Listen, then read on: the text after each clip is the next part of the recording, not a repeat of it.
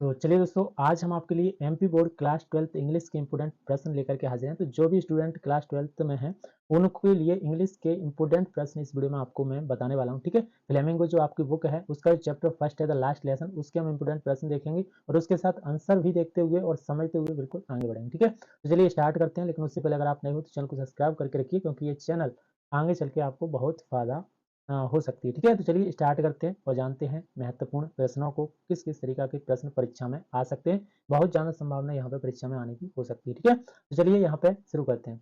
तो यहाँ पे दोस्तों, यहाँ पे आपकी जो बुक है फ्लेमिंगो, उसका लास्ट लेसन, उसके जो लास्ट लेसन जो चैप्टर है, उसकी यहाँ पे आप लेखक को समझिए। यहाँ पे लेखक ऑथर का नाम कभी कभी पूछ लेता है, तो वो है अल्फोंस डेडेट। अल्फोंस डेडेट जो है वो इसके क्या है, पोएट हैं, ऑथर हैं। ठीक है, चलिए तो आगे बढ़ते हैं। आगे यहाँ पे अपन बहुत ही इंपॉर्टेंट जो प्रश्न मैं बता रहा हूँ, बहुत इंपॉर्टेंट ये होने वाले हैं परीक्षा के लिए। ठीक है, तो चलिए यहाँ पे जो फर्स्ट प्रश्न अपना जो होने वाला है वो होने वाला है कि what was French expected to the prepare with for school that day. तो यहाँ पे देखो, पहली बात तो आपको एक बात ध्यान रखनी है, अगर आपने इस लेसन की स्टोरी को नहीं सुना है, स्टोरी को नहीं देखा है, तो इसकी आप स्टोरी को सुने, देखें। काफ़ी सारी स्टोरीज आपको यूट्यूब पर ही मिल जाएंगी। तो इस चैप्टर की पूरी कहानी को समझें, उसके बाद क्वेश्चन समझने में आपको बहुत आसानी होगी। ठीक है, what was French expected to be prepared with for school that day, कि स्कूल में उस दिन जो फ्रेंच था उससे क्या प्रिपेयर यानी तैयार करने के लिए एक्सपेक्ट किया गया था, यानी क्या तैयार करके लाने के लिए उससे अपेक्षा की गई थी। कि एक्सपेक्ट माने अपेक्षा, जैसे अपन अपेक्षा करते हैं किसी से, तो वही है यहाँ पे, अपेक्षा की गई थी। ठीक है, क्या प्रिपेयर करने की अपेक्षा यहाँ पे की गई थी। तो मैं आपको बता दूं, यहाँ पे जो है ये क्वेश्चन 2022 और 2022 की सप्लीमेंट्री दोनों में ये क्वेश्चन आ चुका है। ठीक है, तो बात समझते हैं। इसका जो आंसर होने वाला है वो होने वाला है that day French was expected, जो उसे उम्मीद की गई थी वो क्या की गई थी, प्रिपेयर्ड विथ पार्टिसिपल्स। पार्टिसिपल्स माने कृदंत होता है, क्या होता है, कृदंत होता है वैसे तो। ठीक है, तो ये कृदंत जो है, या फिर कह सकते हैं पार्टिसिपल्स, कुछ अनुशासन के से संबंधित एक सब्जेक्ट है, उसका नाम है। इसके जो इसे नियम जो है वो याद करके लाने हैं। ठीक है, तो यहाँ पे एक्सपेक्ट माने उम्मीद होता है कि उससे पार्टिसिपल्स तैयार करके लाने की उम्मीद यहाँ पे की गई थी। ठीक है, तो ये आपको ध्यान रखना है। ठीक है, इसके बाद चलते हैं अपन नेक्स्ट क्वेश्चन की ओर, देखते हैं अगला क्वेश्चन क्या है। तो अगला क्वेश्चन जो है, what did French notice that was unusual about the school that day. ये क्वेश्चन दोस्तों जो है वो यहाँ पे 2023 में आ चुका है, इसलिए इसके चांस बहुत ही ज्यादा होने वाले हैं। तो इसे आप अच्छे से तैयार कर सकते हैं। ठीक है, तो यहाँ पे what did French notice that, कि फ्रेंच ने क्या नोटिस किया, दैट वाज अनयूजुअली। अनयूजुअली मतलब कि एक अलग सा क्या महसूस किया। ठीक है, अलग सा क्या महसूस किया about the school that day, school में उस दिन, या स्कूल उस दिन स्कूल के बारे में उसने क्या अनयूजुअली महसूस किया या नोटिस किया, क्या उसने नोटिस किया, या असामान्य कह सकते हैं। अनयूजुअली का मतलब क्या होता है, असामान्य। ठीक है, यहाँ पे जो है, एक मिनट दोस्तों, यहाँ पे जो है असामान्य, यहाँ पे इसका मतलब हो सकता है। ठीक है, तो यहाँ पे अपन लिखेंगे इसका जो अर्थ है वो है असामान्य, असामान्य। ठीक है, असामान्य यहाँ पे होता है। ठीक है, तो क्या असामान्य उसने यहाँ पे महसूस किया था, तो उसे अपन समझते हैं। ठीक है, तो यहाँ पे जो आंसर होने वाला है यूजुअली, यूजुअली का मतलब होता है आमतौर पर। यूजुअली का मतलब क्या होता है, आमतौर पर। तो आमतौर पर व्हेन स्कूल बिगेन, आमतौर पर जब स्कूल क्या होते हैं, बिगेन मतलब शुरू होते हैं या शुरू किए जाते हैं स्कूल, तो there was lots of noise. Lots मतलब बहुत ज्यादा नॉइस आती है, नॉइस मतलब आवाज, बहुत ज्यादा आवाज यहाँ पे आती है। Noise, noise from the school could be hear, hear माने सुन सकते हैं, आउट इन द स्ट्रीट, और उस आवाज को, उस नॉइस को हम स्कूल के बाहर से भी सुन सकते हैं। ठीक है, स्कूल के बाहर गलियों से, स्ट्रीट माने क्या होता है, गलियां, स्कूल के बाहर गलियों से भी हम उसे सुन सकते हैं। ठीक है, बट लेकिन that day there was no noise, उस दिन लेकिन उस दिन देयर वाज नो नॉइस, कोई नॉइस नहीं था एट ऑल, किसी की भी। Everything was as quiet a Sunday morning, सब कुछ जो था वो संडे मॉर्निंग की तरह, जैसे रविवार का जो सुबह होता है उसकी तरह सब कुछ शांत था। ठीक है, क्विट माने शांत होता है, सब कुछ वहाँ पे क्या था, शांत था। तो अनयूजुअली, आमतौर पर व्हेन स्कूल बिगेन, जब स्कूल शुरुआत होता है तो बहुत सारा यहाँ पे क्या होता है, शोर होता है। There was lot of noise. ठीक है, तो यहाँ पे जो नॉइस है वो बहुत ज़्यादा होती है। Noise from the school could be hair out in the street, और उसकी आवाज़ को हम गलियों से भी सुन सकते हैं। बट लेकिन उस दिन there was no noise at all, लेकिन उस दिन किसी की भी कोई आवाज़ नहीं आ रही थी। Everything was as quiet as Sunday morning, और सब संडे मॉर्निंग की तरह क्या था, शांत था। ठीक है, तो चलिए आगे बढ़ते हैं और नेक्स्ट क्वेश्चन को अपन समझते हैं। तो नेक्स्ट क्वेश्चन जो होने वाला है, ये वाला जो क्वेश्चन है वो 2024 की परीक्षा में ही आया है, तो इसके भी चांसेस बनते हैं दोबारा लौटने के। ठीक है, what had put up on the bulletin board, put up माने यहाँ पे लिखा हुआ या दिखाना, बुलेटिन बोर्ड पर क्या दिखाया गया था, क्या लिखा था, ये हमें बताना है। बुलेटिन बोर्ड का मतलब होता है सूचना पटल, जिस बोर्ड पे सूचनाएं आती हैं, क्या आती हैं, सूचना पटल। ठीक है, क्या नाम होता है, सूचना पटल, जिस पे सूचनाएं आती हैं उसे बुलेटिन बोर्ड यहाँ पे कहते हैं। ठीक है, तो चलिए नेक्स्ट हम देखते हैं इसका उत्तर, यहाँ पे जो उत्तर है वो क्या होने वाला है। ठीक है, तो देखो यहाँ पे an order had come from Berlin, Berlin जो था उससे यहाँ पे ऑर्डर आया था टू टीच ओनली जर्मन, कि केवल जर्मन पढ़ाई जाएगी। In the school of Alsace and Lorraine. Alsace और लॉरेन फ्रांस के दो भाग थे, ठीक है, फ्रांस के दो भाग थे। इन पर क्या है, जर्मन ने कब्जा कर लिया था। तो वहां से जर्मन से ऑर्डर आता है, बर्लिन से, कि यहाँ पे अल्सेस और लॉरेन, अल्सेस और लॉरेन दोनों जगह स्कूलों में क्या पढ़ाया जाएगा, केवल जर्मन पढ़ाया जाएगा। ये ऑर्डर आता है बर्लिन से। The Germans had put up, जो जर्मन्स ने पुट अप किया था this notice on the bulletin board. यह नोटिस जर्मन ने क्या है, दिखाया था बुलेटिन बोर्ड पर, मतलब सूचना पटल पर, ठीक है, ये सूचना दी थी, ठीक है। तो यहाँ पर अगर आए, what had been put up on the bulletin board, bulletin board पर क्या आया था, तो ये एक नोटिस आया था जिसमें बताया गया था कि अल्सिस और लॉरेन दोनों जगह के जो स्कूल हैं वहाँ पे जर्मन ही पढ़ाई जाएगी केवल, ठीक है। तो चलिए नेक्स्ट अपन जो है उसे अपन देख लेते हैं। नेक्स्ट यहाँ पे जो इंपोर्टेंट और महत्वपूर्ण जो प्रश्न होने वाला है वो क्या होने वाला है, देखिए आप, ये वाला क्वेश्चन भी इंपोर्टेंट होने वाला है, आप ध्यान रखें, ठीक है। तो पहले इस क्वेश्चन को समझिए। What changes did the order from Berlin case school that day, तो यहाँ पर क्या बदलाव हुए, क्या चेंजेस हुए, डिड द ऑर्डर, ऑर्डर आने के बाद फ्रॉम बर्लिन, बर्लिन से जब ऑर्डर आया था तो उस केस में in school that day, school में उस दिन क्या यहाँ पे बदलाव हुए वो हमें दोस्तों बताना, ठीक है।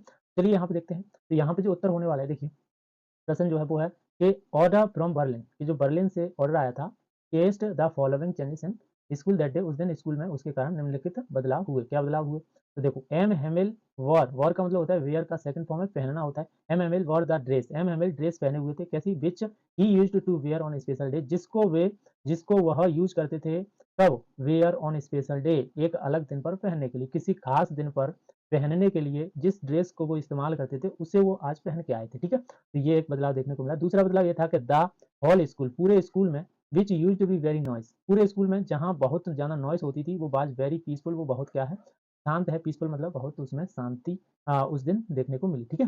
तो जिस whole school which used to be very noise, पूरे स्कूल में जहाँ नॉइस, वेरी नॉइस होती थी, बहुत आवाजें होती थी, वो बाज वेरी, वो बाज वेरी पीसफुल, वो बहुत आज शांत है, ठीक है।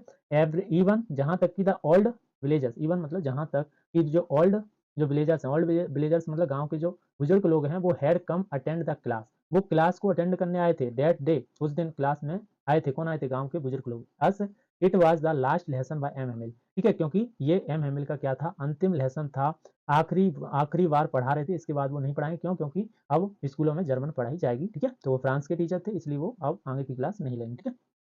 तो चलिए यहाँ पे अगला जो क्वेश्चन है उसे अपन देख लेते हैं।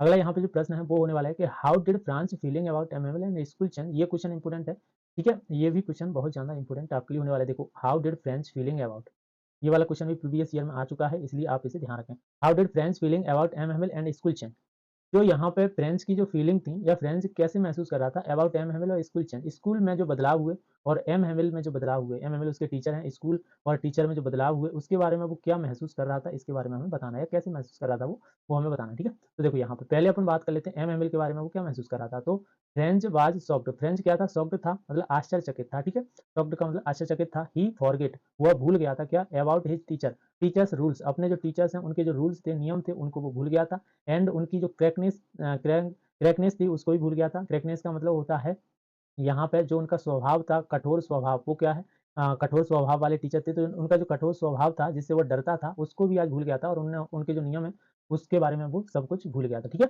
और ही अंडरस्टूड द पेन, वह समझ पा रहा था द पेन एंड अगोनी, अगोनी का मतलब यहाँ पे वही होता है, पेन मतलब कष्ट, अगोनी मतलब यहाँ पे कोई दुख या कष्ट, उसे ही अगोनी कहते हैं, या वेदना अगोनी, ठीक है। कष्ट ये इसका सिमिलर ही है, फैन का यहाँ पे सिमिलर है अगोनी, ठीक है। तो fan and agony of a teacher, अपने टीचर की वो जितनी भी कष्ट था, उन पर दुख था, उसे वो समझ पा रहा था, ठीक है। तो अब बात करते हैं स्कूल की, स्कूल के जो बदलाव हुआ उसके बारे में, उसके क्या विचार थे, क्या महसूस कर रहा था। तो हिज बुक एंड लेसन, उसकी जो किताब है और उसके लेसन है वो सीम्ड ऐसे लग रहे हैं जैसे कि ऑल फ्रेंड्स, जैसे कि उसके जो पुराने दोस्त की तरह दिख रहे हैं। whom he could not give up, जिन्हें वो क्या है, छोड़ नहीं सकता, जिन्हें वो गिव अप नहीं कर सकता। गिव अप मतलब छोड़ना होता है, गिव अप नहीं कर सकता जिनको, ऐसे उसे लग रहा है, मतलब जो उसकी जो बुक है और उसकी जो बुक के जो लेसन है वो ऐसे लग रहे हैं पुराने दोस्त की तरह, जिन्हें वो छोड़ नहीं सकता है, ठीक है। ही फेल्ट दैट, वह महसूस करता है कि difficult concept has never actually been difficult, के जो कठिन कॉन्सेप्ट थे, जो वास्तव में उसे जो कठिन लगते थे, जो चैप्टर्स या कुछ भी कॉन्सेप्ट जितने भी थे, वो has never actually been difficult, वो वास्तव में कभी भी डिफिकल्ट थे ही नहीं। जो जिन्हें वो डिफिकल्ट समझ रहा था वो नेवर मतलब कभी भी डिफिकल्ट नहीं थे, उनसे वैसे ही डरता था, अगर अच्छे से समझता तो अच्छे से आते, ठीक है। तो ये आपको ध्यान रखना है। अगला अपन देखते हैं नेक्स्ट जो प्रश्न होने वाला है, ठीक है। ये 2023 की सप्लीमेंट्री में प्रश्न आया, मैं आपको बता दूं, ठीक है, 2023 की सप्लीमेंट्री में ये प्रश्न पूछा गया है। चलो नेक्स्ट यहाँ पे देख लेते हैं। नेक्स्ट जो प्रश्न है, एक मिनट दोस्तों, यहाँ पे ये वाला जो प्रश्न है वो 2024 में, यहाँ पे 2024 की जो सप्लीमेंट्री है, अभी जो एग्जाम हुए हैं 2024 का सप्लीमेंट्री, उसमें ये पूछा गया था, ठीक है। तो आपको ये ध्यान रखना है, ठीक है। तो चलिए यहाँ पे अपन समय लेते हैं।